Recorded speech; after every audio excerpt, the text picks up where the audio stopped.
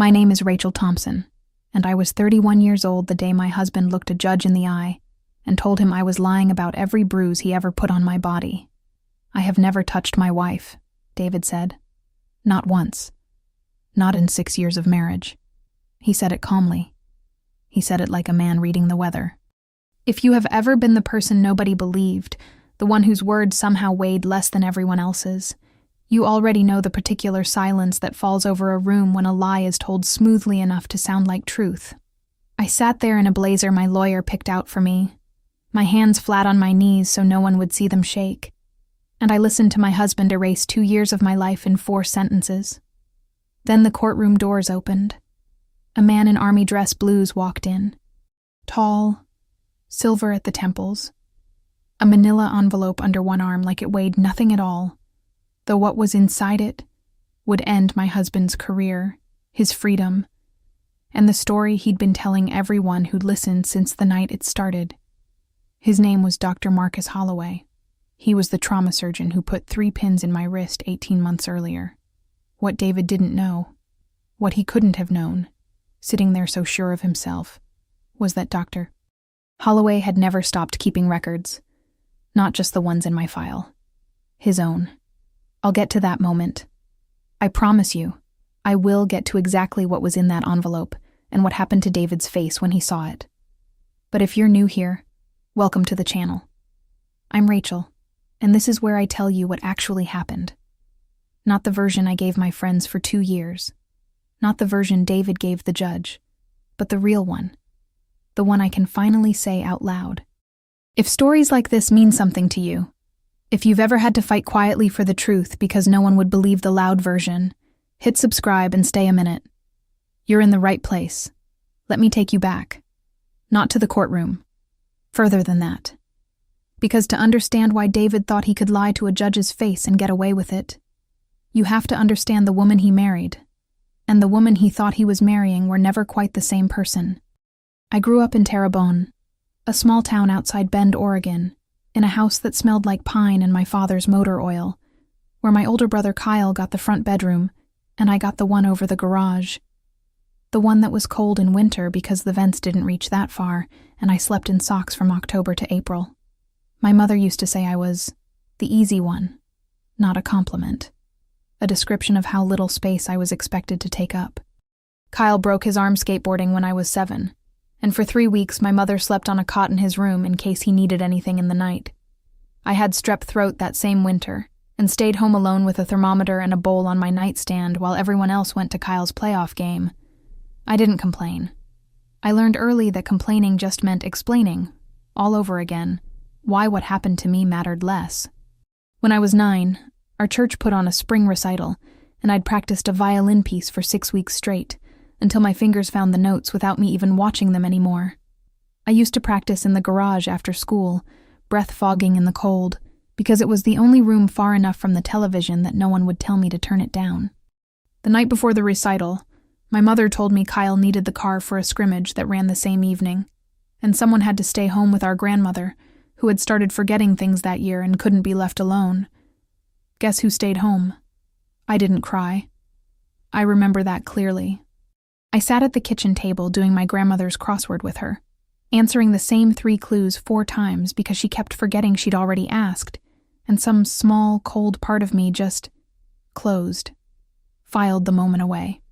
I understand now that this was the first time I learned a lesson I would spend the next 20 years unlearning, that what happens to me matters less than what happens to everyone else in the room. That's the exclusion. That's where it starts. But here's what nobody tells you about growing up invisible. It teaches you to notice everything. Because when you're not the center of attention, you have all this leftover attention lying around. And I spent mine watching, listening, remembering exactly what people said, and when, and in what tone. Because words were the only thing I could hold on to when nothing else was mine. By the time I was in middle school, I had a habit my mother found strange, and my teachers found useful. I wrote everything down, not in a diary, not for feelings, in lists, dates, small facts, who said what, when, what happened right before and right after. My 7th grade English teacher, Mrs. Holloway, No relation to the surgeon. That's just a coincidence I only noticed writing this down for you. Pulled me aside one day after I'd corrected the class record of a field trip permission slip mix-up that had gotten 3 kids nearly left behind at a museum. I was the only one who remembered exactly what time the buses were supposed to leave, because I'd written it down that morning, unprompted, out of habit, in a spiral notebook I still have somewhere in a box in my mother's attic. "You have a mind like a filing cabinet," she told me. "Most people would kill for that. Don't ever let anyone tell you it's not useful." I didn't know yet how useful. I want you to hold on to that sentence because we are going to come back to it. High school didn't change much. Kyle got the car, the curfew extensions, the benefit of the doubt whenever a teacher called home about a missed assignment. I got good grades, a part-time job at a veterinary clinic sweeping kennels and restocking supply closets, and a scholarship to Oregon State I earned entirely on my own. Full tuition, based on an essay competition I entered without telling anyone, because I didn't want to explain it if I lost. I didn't lose. It got mentioned at the dinner table for exactly 90 seconds before the conversation moved back to Kyle's football recruitment, which was, as it turned out, going nowhere, though nobody in my family seemed to notice the irony of that for years.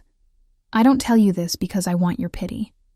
I tell you this because it's the reason David Whitfield's charm worked on me at all.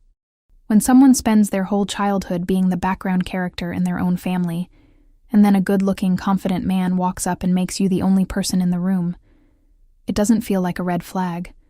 It feels like being seen for the first time in your life. I studied elementary education at Oregon State, graduated with honors nobody in my family attended the ceremony for.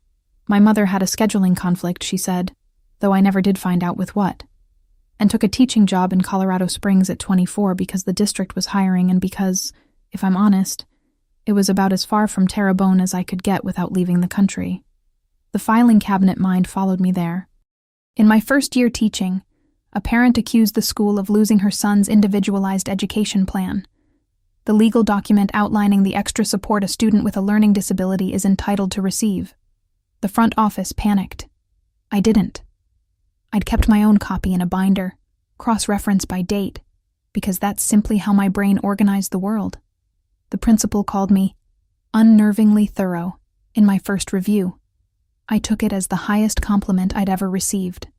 That's where I met David. He was 29 then, an Army captain stationed at Fort Carson, 6'2", the kind of handsome that made strangers in restaurants glance twice. He had a laugh that filled a room. He remembered small details about people, birthdays, coffee orders, the names of their pets, and used them like currency. The first time he took me to dinner, he pulled out my chair, and when I told him about the filing cabinet memory Mrs. Holloway once mentioned, he said, "That's not weird. That's a superpower. Marry me, and let's see what you can do with it." He was joking. I laughed. Looking back, I can point to a dozen small moments that spring that should have registered as warnings, and didn't, because they were wrapped in so much attention. I mistook them for devotion. On our third date, he showed up at the restaurant already knowing my order, because he'd called ahead and asked the hostess what I'd had the time before. I thought it was romantic. It took me years to understand it was also a kind of rehearsal, a demonstration that he could learn everything about a person without them ever having to tell him, and use that knowledge however he chose.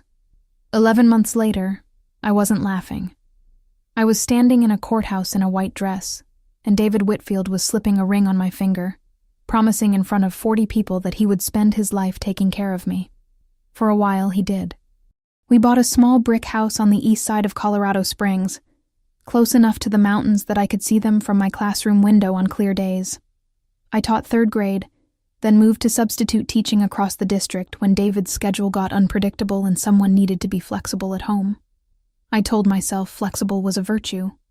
David left the Army 2 years into our marriage and moved into private defense contracting, the kind of work that paid well and asked no questions about long hours or sudden trips. He was good at his job. Everyone said so. His old commanding officer once told me, at a 4th of July barbecue, plastic cup of beer sweating in his hand, that David was the most controlled man I ever served with. Never seen him lose his temper. Not once. I remember smiling and saying, "That's David for you." I didn't know yet that control isn't the same thing as peace. Some men aren't calm. They're just very, very good at deciding exactly when to stop being calm and exactly who gets to see it. The first sign came quietly, the way these things always do. It wasn't a slap. It was a question. Where were you for 40 minutes after school let out? I'd stayed to help a coworker carry boxes. I told him that. That's a long time to carry boxes, he said, and smiled, and the smile didn't reach anywhere near his eyes. Small things after that. My phone, checked while I showered. Comments about my work friends that curdled a little more each time. A joke at a dinner with his colleagues about how lucky he was that I knew how to stay in my lane. Everyone laughed. I laughed too. There was a night, maybe 8 months in, when I mentioned wanting to take a weekend trip with 2 girlfriends from college. Women I'd known since I was 19. David didn't say no outright. He never said no outright. Not in those early years. He just asked, very evenly, "Why would you need to get away from me?" And let the question sit there until I found myself apologizing for wanting something that had nothing to do with him at all. I canceled the trip. I told my friends I had a scheduling conflict. I remember writing that phrase down later, a scheduling conflict, and thinking how strange it was that I'd started borrowing the same kind of vague, unaccountable excuse my own mother once used to explain missing my graduation. I didn't know yet that this was the quiet architecture of the 2 years that were coming. I want to stop here for 1 second and ask you something, because I've thought about this a lot since. If someone you love started rewriting small pieces of your reality, one question, one joke, one accusation at a time, would you notice before it became your whole life? I didn't. Not until the night that changed everything.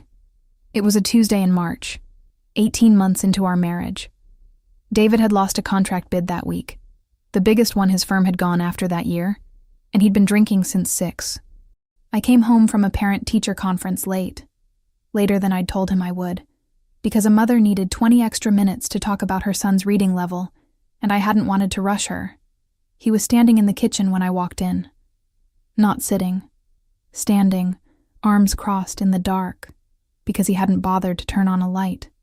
"You think I don't know what you're doing," he said.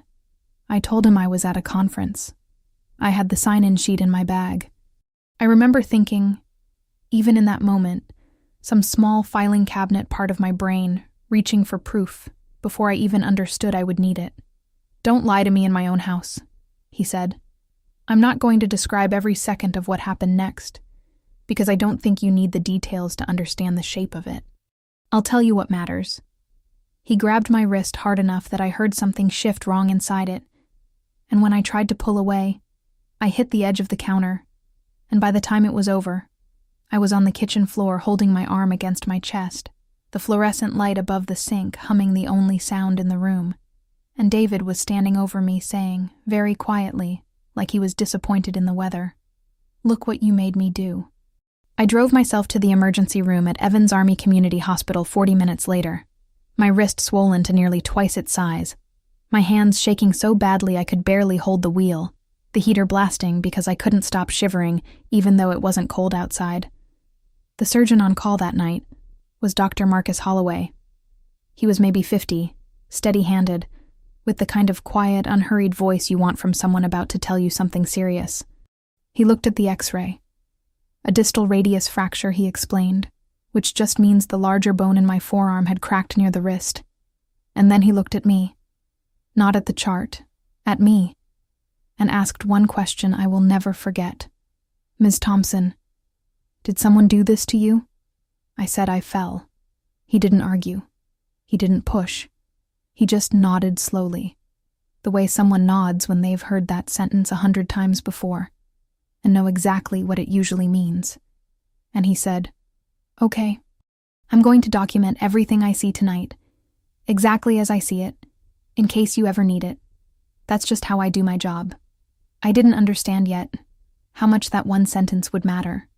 I want to pause here and explain something plainly, because it matters for everything that comes after. In cases like mine, a medical record isn't just a chart note buried in a hospital system. It's called contemporaneous documentation. Evidence created at the time an injury happens, before anyone has a reason to lie about it. Judges and juries trust it precisely because nobody wrote it to win an argument.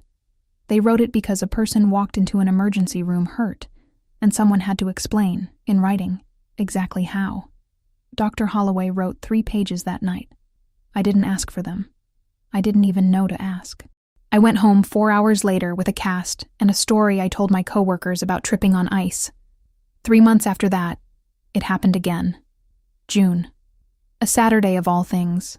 Sunlight coming through the kitchen blinds in stripes across the floor. A pot of coffee half finished on the counter. David had found out that morning that I'd had lunch with a former college roommate who was passing through Denver. I hadn't hidden it. There was nothing to hide.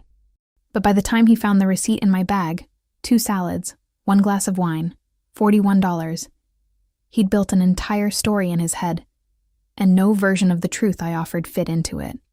Who else was there? He asked. Just Jenna, I said. I told you about it Thursday.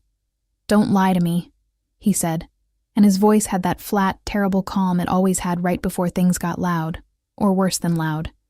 You think I'm stupid? I told him he wasn't stupid. I told him he could call Jenna right now if he wanted, that I'd dial the number myself. He didn't want to call Jenna. He wanted, I understood later, a reason. And when I turned to put my coffee cup in the sink, he grabbed my upper arm hard enough that I felt his fingers find the bone underneath and shoved me sideways into the door frame. I didn't fall that time. I braced myself, and my shoulder took the impact instead. A deep ache that bloomed purple by that evening and stayed for nearly 3 weeks. You did that to yourself, he said, already walking away, already reaching for his car keys like nothing had happened at all. You always do this. You make me look like the bad guy. I stood in that kitchen alone for a long time after the front door closed, one hand pressed against my shoulder, listening to his car pull out of the driveway. And I remember thinking very clearly, in a voice that didn't sound like panic at all, write this down before you forget the time. I did. 11:42 in the morning, I wrote. On a sticky note I later transferred into the folder. Kitchen, shoulder, receipt from Jenna's lunch as the trigger.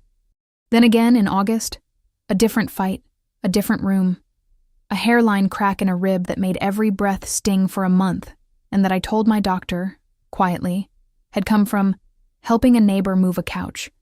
Each time, a different injury, a different excuse memorized in the ER parking lot before I even opened the car door.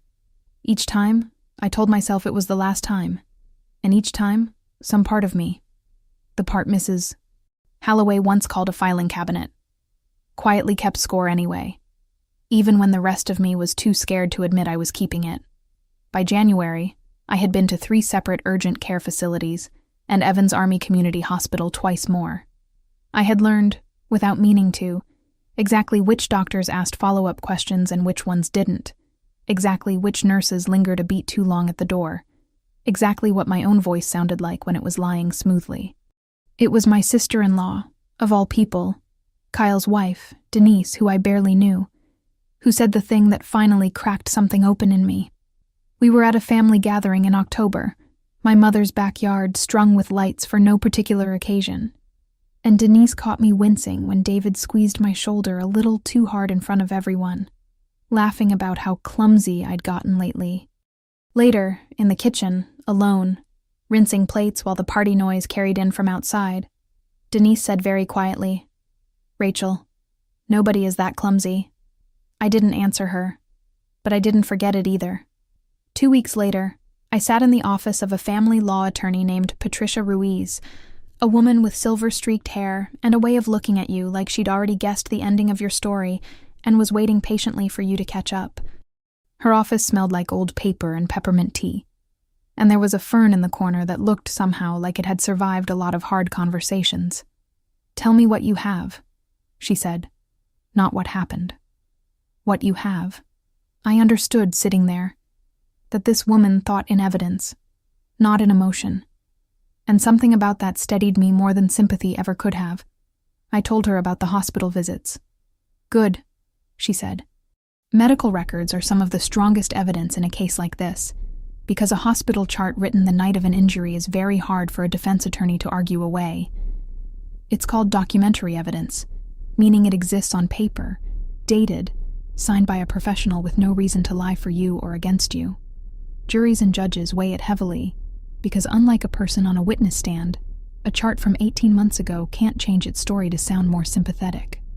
She explained something else that day I didn't fully understand until much later.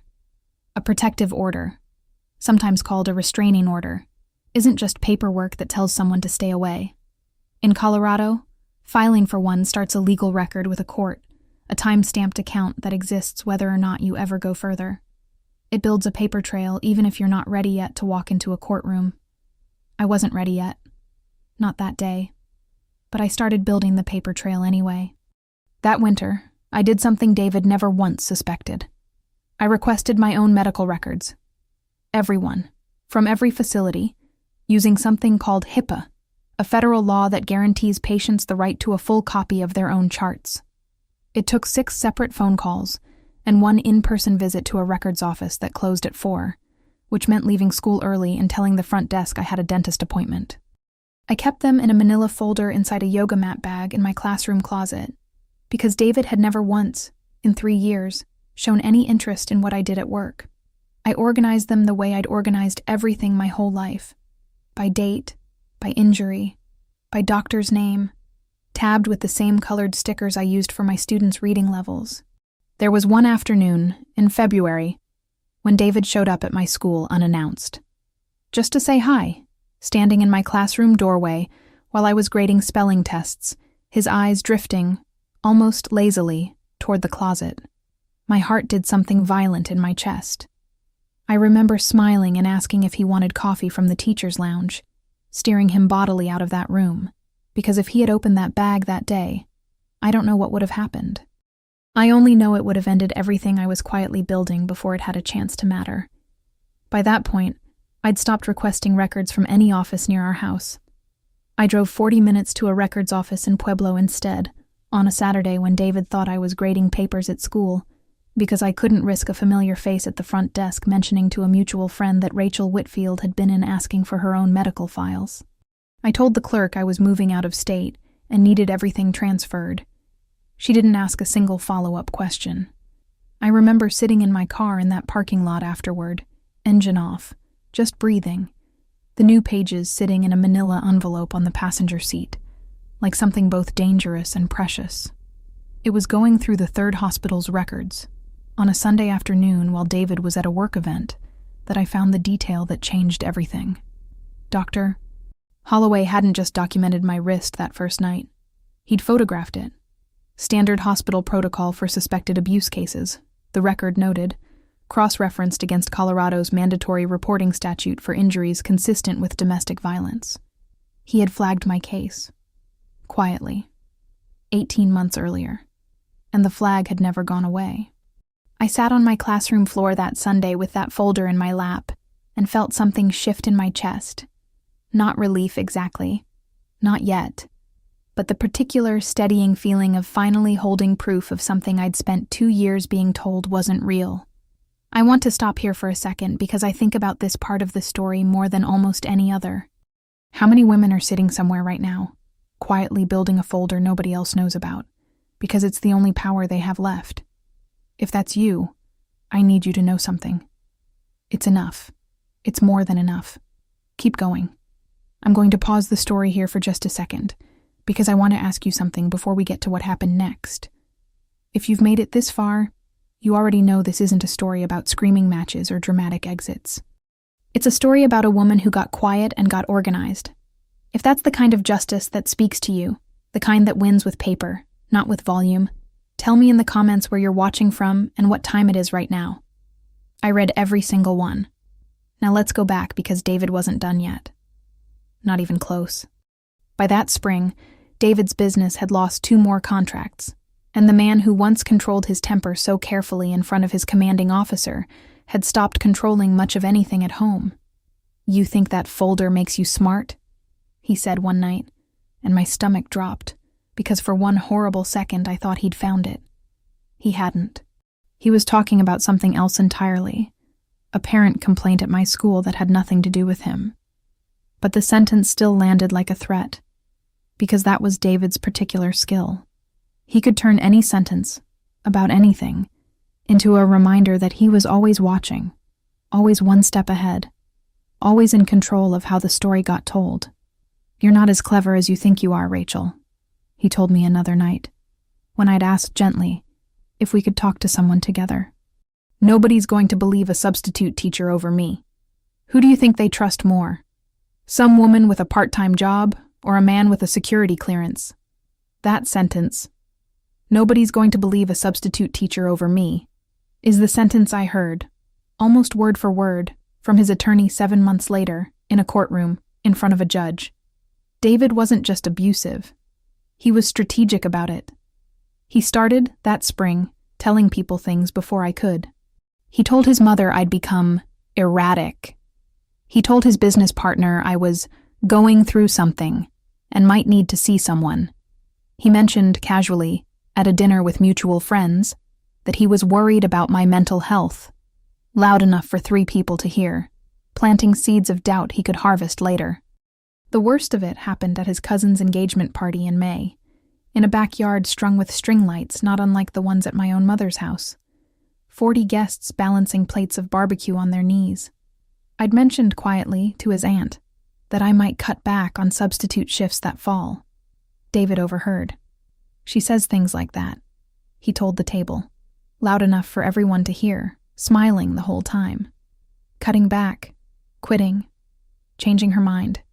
It's kind of her thing lately. I keep telling her, commit to something for once." A ripple of polite laughter went around the table.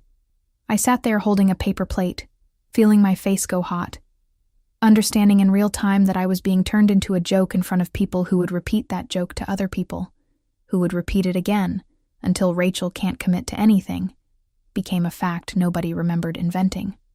I didn't argue with him there.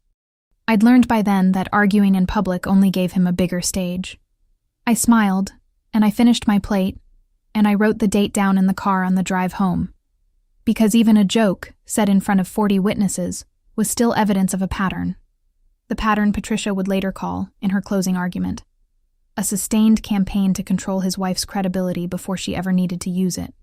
He went further than that, too. That June, he called the district office where I worked, identifying himself as my concerned husband, and suggested, in a tone the HR coordinator later described to me as unsettlingly calm, that I had been under a lot of stress and might not be fit for a classroom that fall. I found out about the call 3 days later, when my principal, a soft-spoken man named Robert Ainsley, who had never once in 4 years called me into his office for anything but a compliment, asked me to sit down after the last bell. "I have to ask you something, and I need you to know there's no wrong answer," he said. "Is everything okay at home?" I told him I didn't understand. He slid a printed message slip across the desk.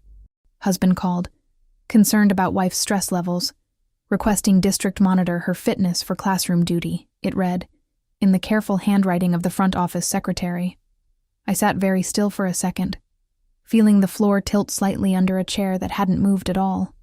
"He's worried about me," I said, because it was the only sentence I could find that wasn't a lie, and wasn't the whole truth either. Mr. Ainsley studied me for a long moment.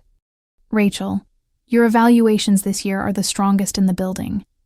I don't know what's happening at home, and I'm not going to pretend I do. But nothing about your work has ever worried me. I want you to know that. It didn't work, in the end.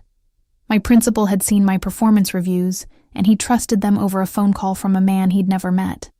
But it told me something I needed to understand clearly, sitting in that office with my hands folded in my lap so they wouldn't shake. David wasn't just trying to control our marriage anymore. He was trying to take away the one thing that was entirely mine. The one room in my life he'd never managed to walk into and rearrange. That night, I added the message slip to the folder. This is what people don't understand about abusers who are also charming. The violence isn't even the whole strategy. The story is the strategy. And David had been writing his version of our marriage in other people's minds for months before I ever said a word to anyone official. There was a dog, too. I should tell you about Biscuit because David used him the way he used everything else in that house, as leverage. Biscuit was a scruffy mixed breed I'd adopted the year before we married, back when I still believed a shared life meant shared decisions.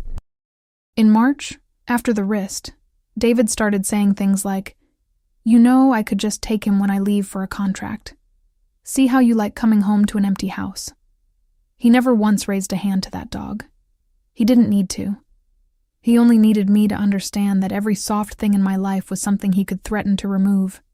I started keeping Biscuit's vet records in the same yoga mat bag, proof of who'd paid for what, who'd taken him to which appointment, because by then I understood that David would use any court, any argument, any leverage available to make sure I left with as little as possible. Patricia later told me this was smarter than I knew.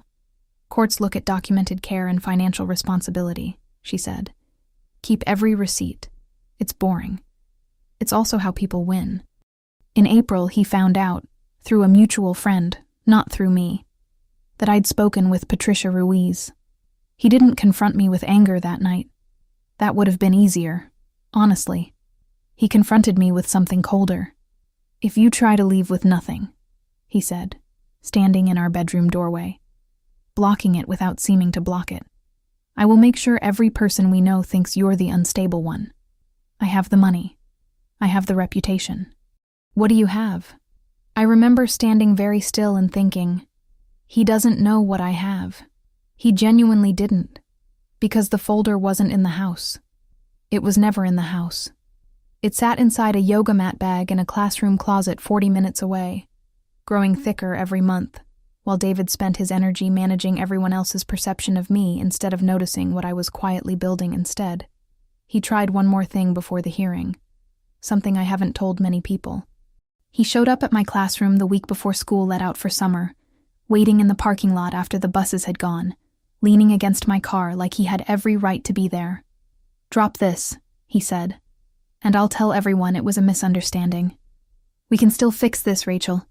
You don't want to be the woman who destroyed her husband over a few bad nights." A few bad nights. That's what 2 years of my life had become in his mouth. A phrase small enough to fit in a sentence, small enough to make me sound unreasonable for not simply letting it go. "I already have," I told him. And I meant something different than what he thought I meant. I'd already fixed it. Just not the way he wanted. I got in my car, locked the doors, and drove away before my hands started shaking, because I'd learned by then that the shaking could wait until I was somewhere safe enough to let it happen. That same week, Patricia connected me with an advocate at a domestic violence resource center, a soft-spoken woman named Grace, who helped me understand something crucial. Colorado law allows survivors to request medical records directly tied to a specific incident, and to have a treating physician formally testify, if subpoenaed, about what they observed and documented at the time. A subpoena, Grace explained, is simply a court order requiring someone to appear and testify, or to produce specific records. It isn't optional. Once issued, a person has a legal obligation to comply. Dr. Holloway, she told me, based on the flag in my chart from that first ER visit, was very likely to already be on record as a mandatory reporter in my case, someone legally required to document and, if necessary, report suspected abuse. I hadn't spoken to him once since that first night. I didn't even know if he remembered me. I filed for the protective order in May. I want you to understand what that morning felt like, because nobody tells you. It wasn't cinematic. It was a folding chair in a courthouse hallway, fluorescent lights humming, my hands sweating around a paper coffee cup, and a version of myself I barely recognized. Calm, steady, filing papers instead of crying. David was served 3 days later. He called me 11 times that night. I didn't answer once. On the 12th call, he left a voicemail. I still have it. "You're going to regret this," he said. "I will destroy you in that courtroom. Nobody is going to believe you over me." I saved that voicemail to 3 separate devices and emailed it to Patricia within the hour. The court date was set for late September, 5 months out. Those 5 months were the hardest of my life. David moved out, not by choice. The protective order required it. But he didn't go quietly. He showed up outside my school twice, technically outside the order's boundary, close enough to make his point. He told mutual friends I was destroying his career out of spite. He hired an attorney named Robert Kessler, known locally for a particular kind of courtroom performance. Charm first, aggression second. Grace warned me about him specifically. Kessler's strategy is always the same, she said. Make the victim look unstable. Make the abuser look like the reasonable one being wrongly accused. Be ready for that. I was ready. Because by September, my folder wasn't just medical records anymore. It was medical records, the voicemail, 3 years of text messages Patricia had helped me subpoena from David's own phone carrier, and a formal request, filed, confirmed, and finally answered, for Dr. Marcus Holloway to appear. He said yes before Patricia even finished explaining why she was calling. I remember that night, he told her, according to what she relayed to me afterward. I remember exactly what I documented. I'll be there. We met once, briefly, the week before the hearing, in a small conference room at Patricia's office. Dr. Holloway looked older than I remembered, or maybe I simply hadn't let myself really look at him that first night. He shook my hand and said, I've testified in cases like this before. It's never easy. But the record doesn't change, no matter how good the other side's lawyer is. That's the whole point of writing it down the way I did.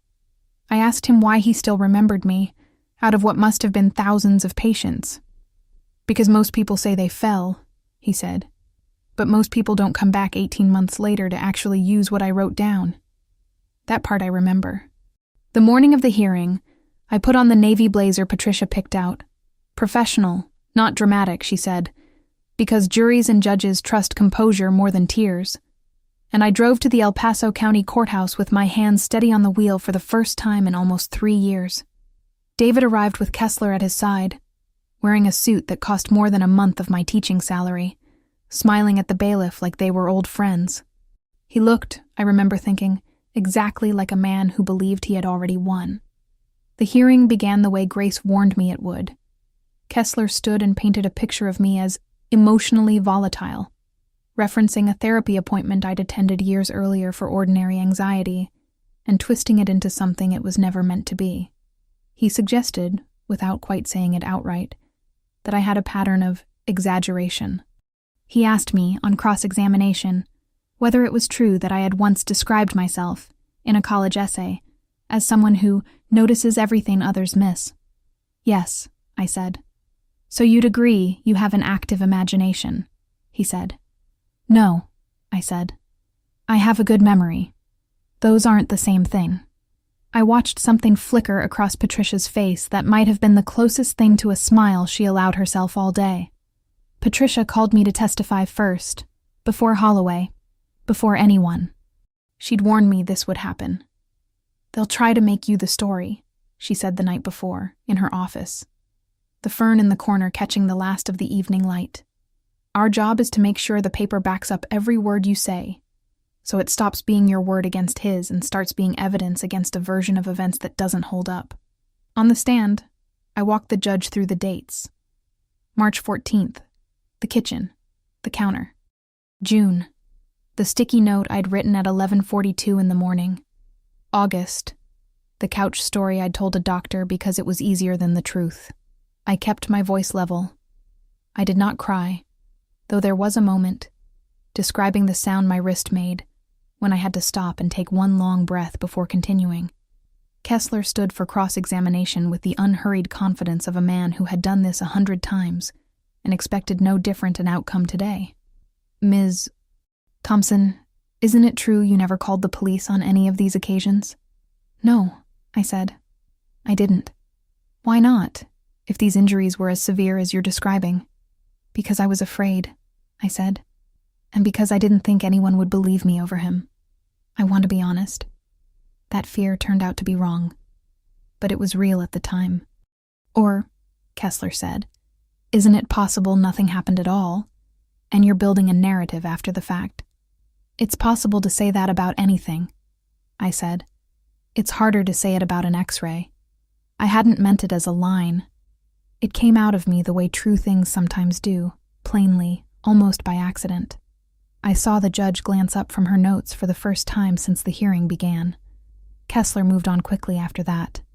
Then it was David's turn to testify. He sat in the witness chair with the same easy confidence he'd once used to charm a table of strangers at our first dinner, and when his attorney asked him directly whether he had ever physically harmed his wife, he looked at the judge and said the sentence I told you about at the very beginning of this story. I have never touched my wife, not once, not in 6 years of marriage.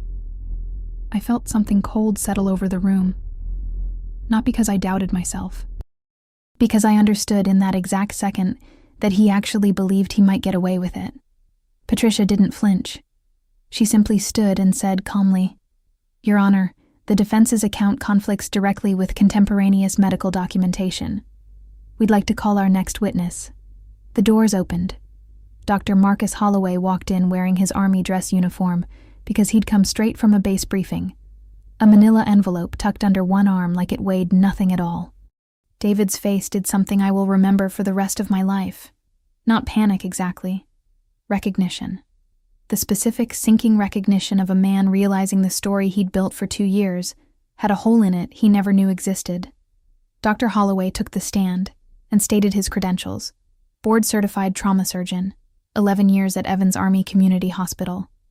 And then Patricia asked him to describe what he observed on the night of March 14th, 18 months earlier. "I treated Ms. Thompson for a displaced distal radius fracture," he said.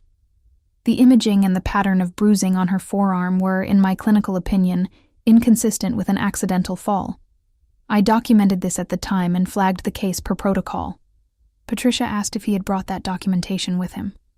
He opened the envelope. Not just the written chart. The X-rays themselves, printed and mounted, along with the photographs the hospital had taken that night, time-stamped, dated, filed months before David and I had even had our first real argument about money or trust, or anything else he'd later claim was the real source of our problems. "Objection," Kessler said, already too late, already sounding less certain than he had 10 minutes earlier. "Relevance, Your Honor." "Overruled," the judge said, barely glancing up. "This is precisely relevant. Continue, Doctor." Kessler tried, on cross-examination, to suggest the injury could have come from something else entirely. A fall, a sports accident, anything but what the record plainly said. Dr. Holloway answered every question the same way. Unhurried, specific, unshaken. "A fall typically produces a different fracture pattern," he said at one point. "And the bruising I documented that night had a shape consistent with a grip, not an impact. I've treated both kinds of injuries for 11 years. I know the difference." Kessler sat back down 4 minutes later, and this time, he didn't stand up again. I'm not going to pretend the rest of that hearing was quick or clean. There were more questions, more objections, 40 more minutes of testimony while I sat with my hands flat on my knees, watching David's careful composure crack open in real time. Watching the man who once told me nobody would believe a substitute teacher over him realize, slowly, that he had been wrong about exactly one thing. He never accounted for the surgeon.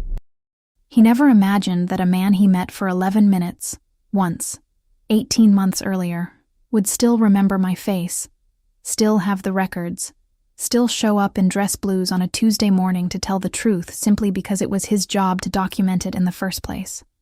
Before she ruled, the judge looked directly at David for a long moment, long enough that he shifted in his seat, long enough that even Kessler seemed to feel it. "Mr. Whitfield," she said, "I want to be clear about something for the record. This court does not require a police report to find credible evidence of abuse. It requires evidence.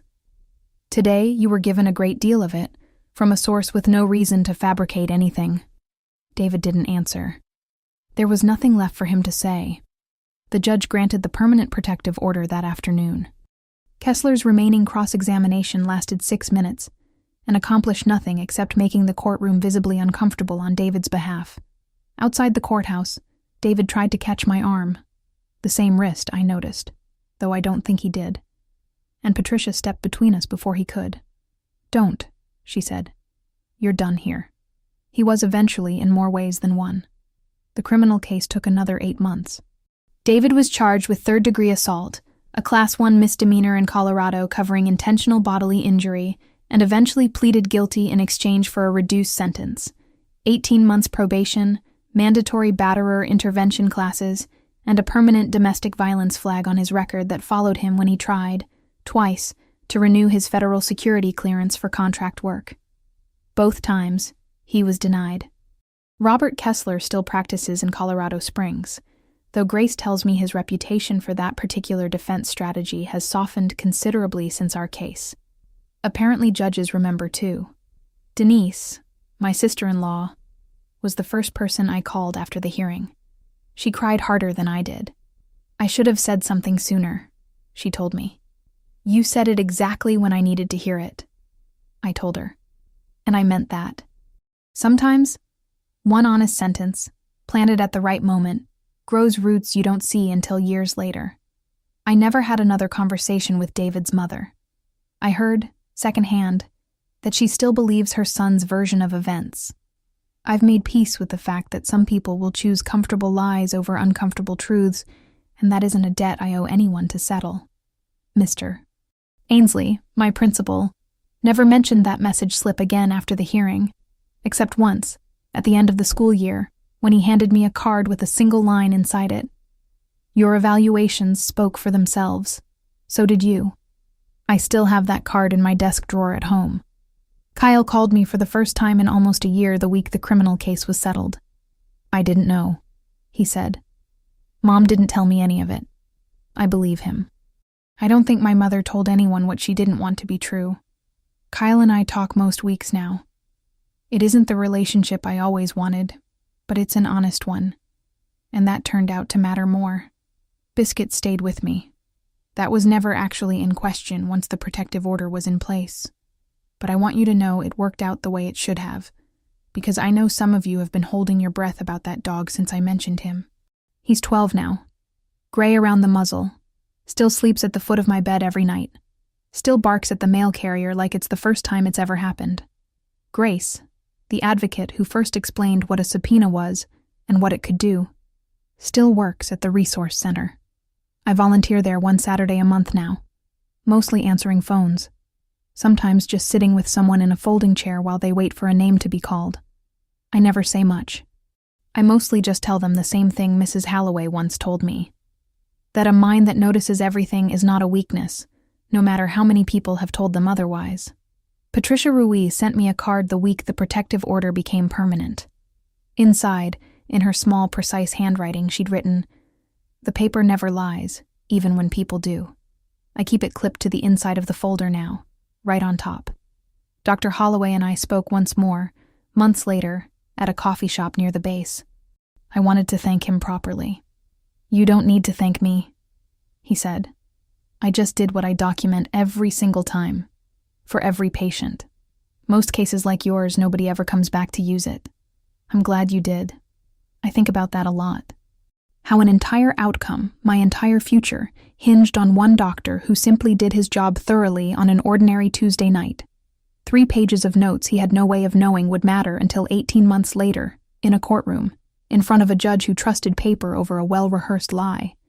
I sold the brick house on the east side of town that winter. I used my half of the proceeds to put a down payment on a small place near the school, close enough that I walk most mornings, Biscuit trotting ahead of me the whole way. It isn't much. It doesn't need to be. It's mine, and every document with my name on it says so, and there's a particular kind of peace in that, in owning something outright that no one can quietly threaten to take away over a receipt from a lunch with an old friend. I kept the manila folder. Not the original. The court has that. But a copy. It sits on a shelf in my classroom closet now, not hidden anymore, not in a yoga mat bag. Just there, tabbed in the same colored stickers I use for my students' reading levels. A reminder of what quiet, careful documentation can do when the moment finally comes. I started seeing a therapist the January after the hearing, a woman named Dr. Sanchez who specializes in trauma. It took me almost 4 months to say the word abuse out loud in her office instead of the thing with David. She told me something in one of our first sessions that I still think about, that hypervigilance, the constant, exhausting noticing I'd carried since I was a child in a cold bedroom over the garage, doesn't just disappear once you're safe. It has to be retrained, slowly, into something that serves you instead of something that protects you from a threat that's already gone. I'm still working on that. Some days I do better than others. I still teach third grade. I still notice everything. Which kid is quietly struggling? Which one is covering for a sibling? Which one flinches a little too fast when a hand moves toward them? I used to think that habit was something broken in me, a leftover reflex from a childhood spent watching instead of being seen. I don't think that anymore. I think it's the reason I survived. And I think it's the reason, some mornings, a student tells me something they haven't told anyone else, because they can tell I'm the kind of person who writes things down and remembers them. Here's what I want you to take from this, if you take nothing else. You do not need to be loud to be believed. You do not need to win every argument in the moment it happens. Sometimes the most powerful thing you can do is stay calm, write it down, keep the folder, and wait for the moment when the truth has enough evidence behind it that no one can talk their way around it anymore. If any part of this reminded you of someone in your own life, a friend, a sister, maybe even yourself, I hope it reminds you of something else too.